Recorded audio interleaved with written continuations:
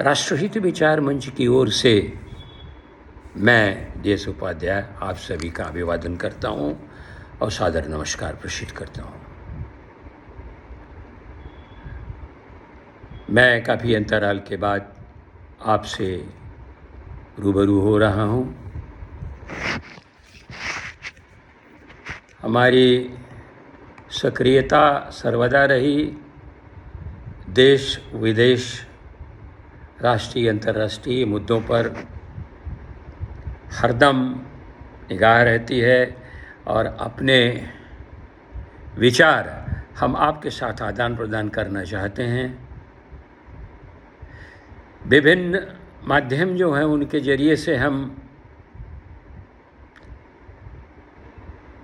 अवगत भी होते रहते हैं, लेकिन कुछ एक मूर्धन्य लोगों को छोड़ करके ये पूरा व्यवसाय सत्य को असत्य के रूप में कहना, असत्य को सत्य के रूप में कहना, ये इस तरीके का कुछ वाक्पटुता कह लीजिए और लोगों का गलत उद्देश्य कह लीजिए, बड़ी घृणा होती है इस नाते कि एक माध्यम जो पहले संचार माध्यम था उनमें से 90% ऐसे चैनल हैं जिसमें वो किराए के लोग रखे हुए प्रतिदिन एक ही प्रकार की बात बोला करते हैं और वो अपने नेताओं के प्रति अपना कितना समर्पण है उसको केवल प्रस्तुत करने में पूरी ऊर्जा प्रयोग करते हैं।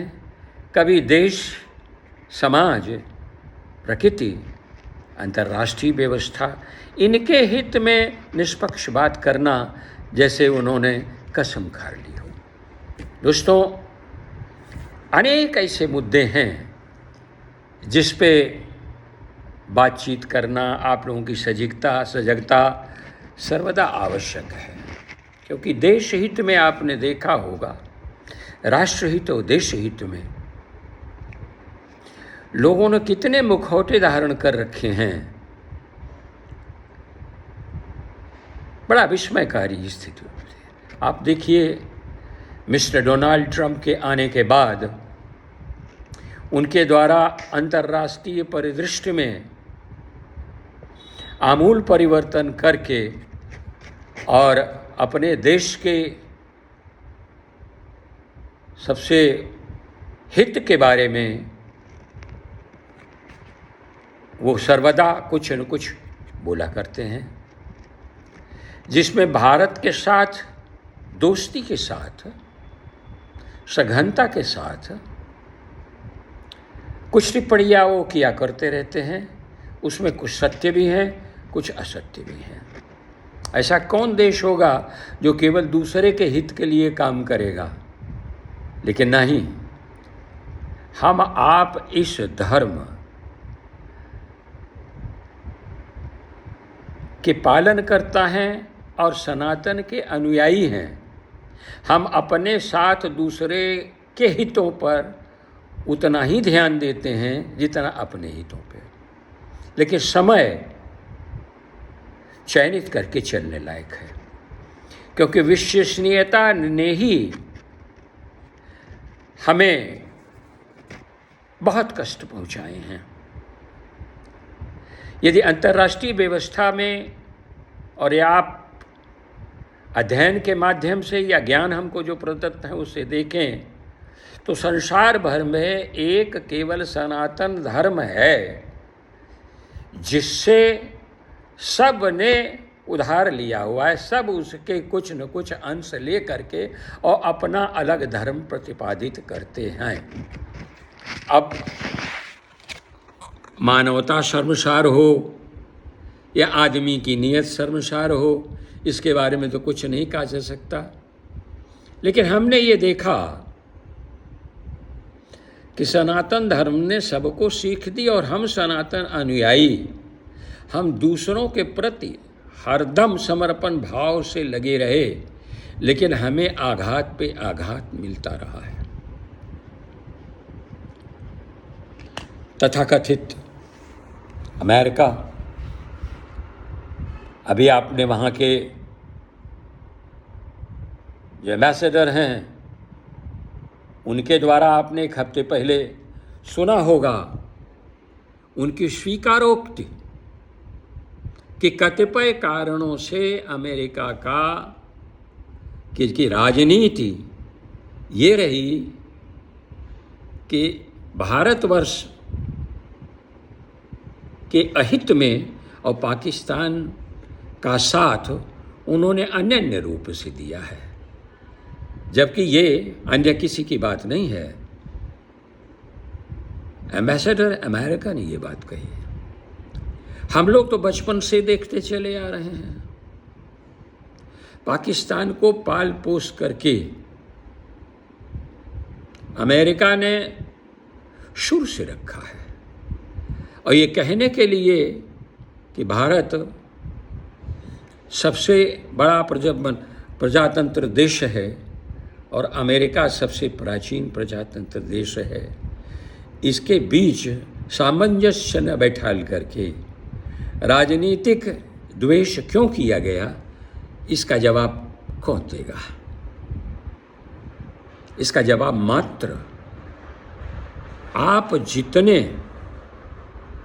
आंतरिक रूप से सुदृढ़ होंगे, मजबूत होंगे और लोगों की बातों में न आकर के अपने देश हित, राष्ट्रहित की बात कर सकेंगे और सक्षम होंगे, वही एक रास्ता है जो इसका निराकरण कर सकेगा।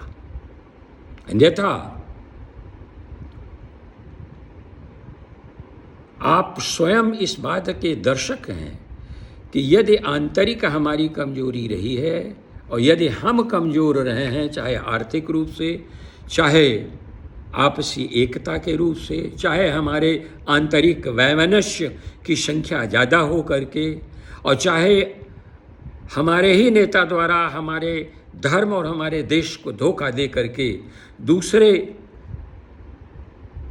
अन्य समुदाय के बारे में हित करना, हमें कष्ट पहुंचा के उनका हित करना, हमारे धन का दुरुपयोग करके उनका हित पहुंचाना, ये इससे अनेकानेक उदाहरण मौजूद हैं। लेकिन अब समय वो आ गया है जिसकी पुनरावृत्ति नहीं होनी चाहिए। लेकिन सबसे बड़ा कष्टदायक स्थिति ये है कि हम प्रजातंत्र हैं और जो हमारी सरकार होती है वो विभिन्न अवयवों से बनी हुई है, तमाम उसके अंग हैं। और यदि आप कोई भी रचनात्मक कार्य करना चाहते हैं तो उनमें से तमाम आंतरिक दुश्मन पैदा हो जाते हैं। ये कोई अतिशयोक्ति नहीं है, ये आपको सजग हो करके यदि इस बात का आप अवलोकन करें तो आप देखें कि हमारे राजनीतिक दल, कुछ जो एनडीए के साथ हैं, जो किसी के साथ हैं, उनकी स्थिति देख लीजिए और इसके बाद हर रचनात्मक जो कार्य किया जाता है, कानून बनाया जाता है, उसके बारे में लोगों का प्रतिरोध देख लीजिए। देखिए, ये प्रजातंत्र है, यदि लोगों को बोलने की स्वतंत्रता है तो वो बोलने की स्वतंत्रता हम लोगों को भी होनी चाहिए। आप जरा देखें कि एक साउथ में मिस्टर स्टालिन हैं, पूरब में हमारे ममता बनर्जी जी हैं, और एक विभिन्न पीढ़ियों से अधिकार स्वरूप नेतृत्व करने के लिए एकाधिकार बिना किसी योगदान के तथाकथित राहुल जी हैं। वामपंथियों के बारे में बात करना ही घृणात्मक है, क्योंकि देश के रचनात्मक कार्य में न कभी उन्होंने सहयोग किया है और न ही वो भविष्य में करेंगे, जैसा कि अंतर्राष्ट्रीय जगत में दिखता है। लेकिन ये ज़रूर है कि अपने घर और परिवार का पालन पोषण करने के लिए वो राजनीति कम्युनिस्ट की ही करते रहेंगे और देश को धोखा करते दे रहेंगे। इसके बाद आदरणीय लालू जी, उनका पुत्र उस दिन बोलता है कि ये बिहार के टाइगर हैं। भोजन के रूप में चारा लेकर के टाइगर बन जाना, ये तो पहली मर्तबा सुना हमने। और इसके बाद हमारी जो विपक्षी पार्टी उत्तर प्रदेश में है, आप उन्हें देख लीजिए, चाहे सनातन धर्म की बात हो, चाहे देश में किसी भी बात हो, सबके कृत्य बिल्कुल परिलक्षित होते रहते। इसके बाद समाजवादी पार्टी के लोगों ने हिंदुत्व में ही इतना व्यवधान पैदा कर दिया है कि वो कब क्या बोलते हैं ये कुछ समझ में आता नहीं है। ये सब विचार करने के बाद ये किसी के प्रति द्वेष भावना से नहीं प्रेरित है। हम लोगों को आंतरिक दुख होता है, क्योंकि जो भी रचनात्मक कार्य यदि किसी ने किया है तो छाती पीट करके उसकी उद्घोषणा कर सकता है, लेकिन सत्य ये है कि सिवा धोखा और फरेब के कुछ दिखाने के लिए है ही नहीं है। और आश्चर्य तो तब होता है कि जब जितने भी रचनात्मक कार्य किए जाते हैं सब में कुछ न कुछ रोड़ा अटकाना, समाज को देना। ये समाज कैसे चल रहा था, यहाँ की महिलाएं, लड़कियाँ, पूरा समाज कितनी सुरक्षित रूप से रह रहा था, उसमें सुरक्षा की भावना कैसी थी, आज कैसी है, लोगों के ज़माने में कैसी थी।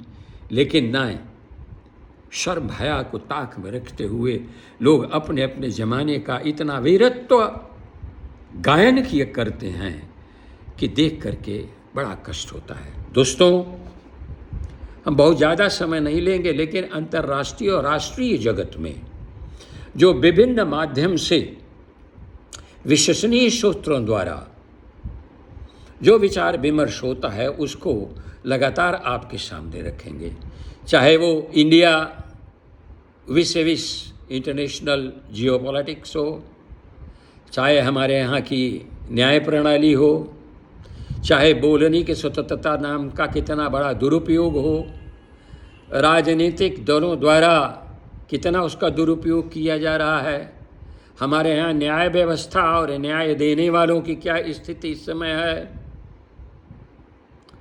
हमारे योगी जी जो भी निर्माण कार्य कर रहे हैं, जो भी रचनात्मक कार्य कर रहे हैं, कितना विरोध का सामना पड़ रहा है। विरोधी पार्टियों में विभिन्न नाम मैंने जो लिए थे उनके कृत्यों का थोड़ा विवेचना, और किसी भी राज्य द्वारा कोई भी रचनात्मक कार्य किया जाना, उसमें कितने व्यवधान पैदा होना, यहाँ तक कि लॉ ऑर्डर सिचुएशन डिस्टर्ब करने वालों के ऊपर यदि आप कोई दंड की कार्यवाही करते हैं, उसमें भी हमारी माननीय न्याय व्यवस्था के द्वारा हस्तक्षेप करना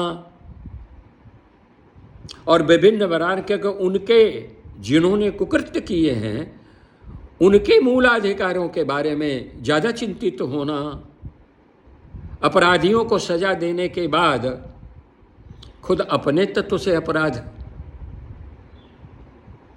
का सृजन, ये कुछ ऐसी चीज़ें हैं जो इस समय उद्वेलित कर रहे हैं आंतरिक रूप से। और प्रत्येक दिन एक एक विषय पर हम आपके सामने अपने मूल विचारों को लेकर के आए।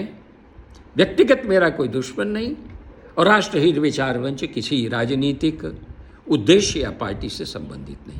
हमें तो आप जैसे बहुत परम बौद्धिक लोग, उनका साथ, वही मेरी शक्ति, और देश के बारे में जो कुछ हम लोग अपने विचार विमर्श करके और जो कुछ वक्तव्य दे करके हित कर सकें, वो हमारा मूल कर्तव्य है।